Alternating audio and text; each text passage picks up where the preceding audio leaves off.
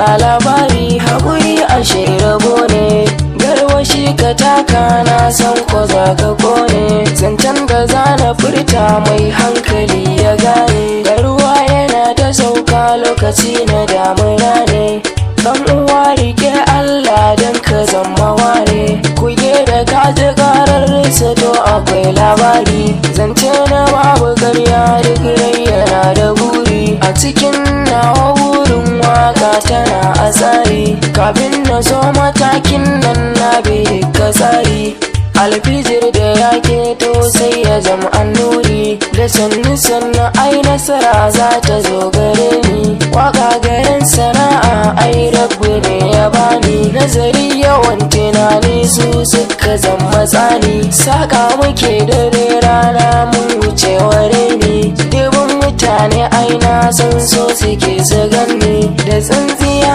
ake share gu kafin a zauna, mai son ka in ya doso da wuri ka ba shi kauna, mai so ya ɗauki koma mai a yiwa gona, duniya gida na aro ban shirin na zauna, dan mutuwa ko riga ce zahiri a gona,